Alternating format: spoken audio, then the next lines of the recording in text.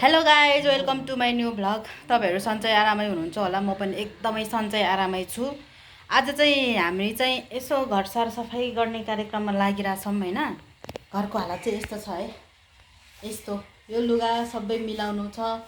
अनि हामी चाहिँ घरमा अहिले चाहिँ को छौँ भनेदेखि एउटा म भइहाल्यो, अनि यता छ मेरो भाइ, मेरो भतिज, दिदीको छोरो। यिनीहरू चाहिँ यहाँ लम्पसार परेर बसिरहेको छ। यहाँ यस्तो छ होइन, यहाँ मिलाउनु छ। अनि यता छ एउटा हाम्रो दिदी,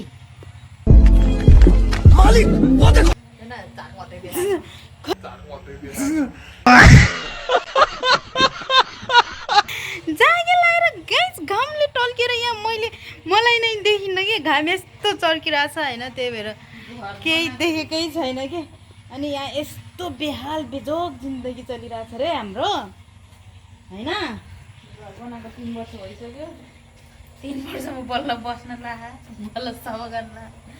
त्यो पनि आएको कति दिन भयो, कति दिन आजसम्म त 4-5 दिन भइसक्यो होला। यस्तै पसार लम्पसार परिरहेछौँ होइन हामी। अनि यो भाइ एकदम हेन्डसम।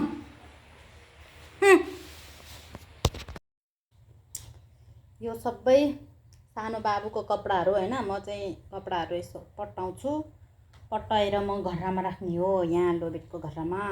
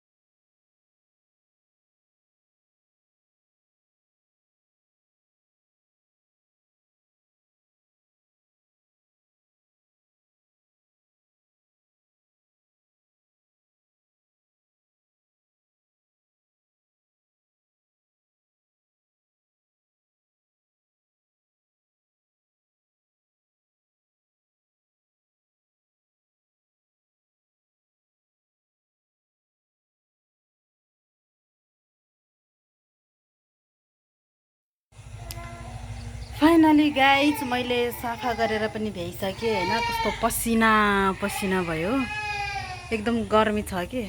यता अहिले म चाहिँ यता चितवनतिर छु नि त, यो तराई ठाउँमा एकदमै गर्मी, रात न तेह्रो भयो। हात्ती नानी हात्यो, बाबुले धेरै दुःख दिइरहेको छ कि दिदीको छोराले। अनि लुगा धुने लुगा नि यत्रो धेरै निस्क्यो, ओ माई गड। यो यसले यस्तो पुरेर हो, नत्र यहाँ मुनि मुनि एकदम धेरै छ लुगा पनि। एक टोकरीमा पनि नटाउने जति लुगा निस्क्यो।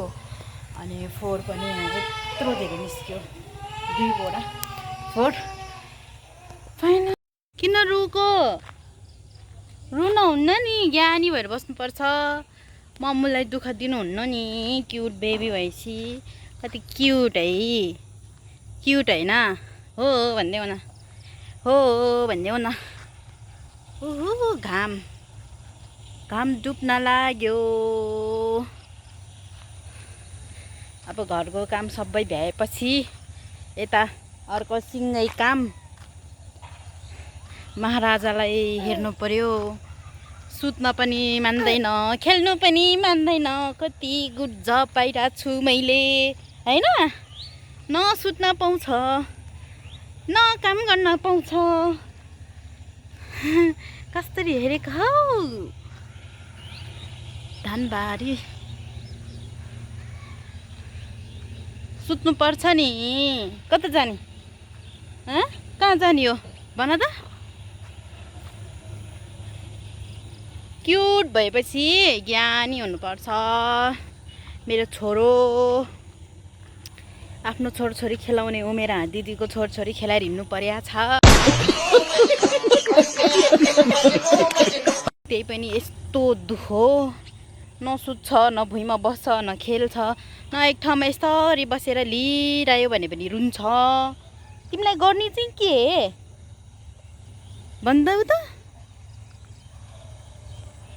हेर त यहाँ आन्टी घरको सबै काम गर्दा गर्दा यहाँ पसिनाले रातो न पिरो भइसक्यो तिमी अनि त्यही माथि दुःख दिने आन्टीले खाना बनाउनु छ आन्टीलाई दुःख बेबी हो हो कस्तो क्युट देखेको होइन बेबीलाई के गर्नु गाइज यस्तै छ जिन्दगानी यस्तै छ निर्माया सुत आहा टुल्टुल्टो हेरिरहन्छ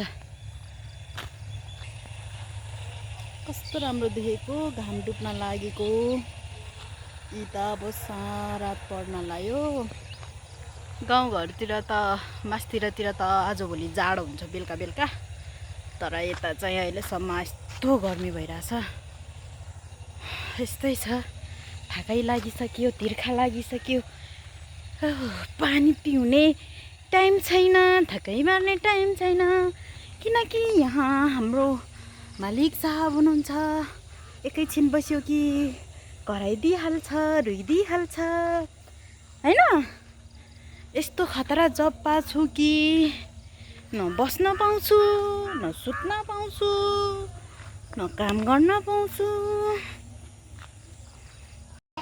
आजको भ्लग मेरो यही अन्त्य भयो हेरेर लाइक कमेन्ट सेयर सब्सक्राइब गरिदिनु होला खासै बोल्न आउँदैन बनाउनु पनि आउँदैन होइन कस्तो उयो घामले यस्तो तल्किरहेछ होइन अनि त्यही हो खासै बोल्न आउँदैन माया साथ सपोर्ट गरिदिनु होला धन्यवाद आजलाई यति नै म चाहिँ अब खानासाना बनाउनु पर्यो बाई बाई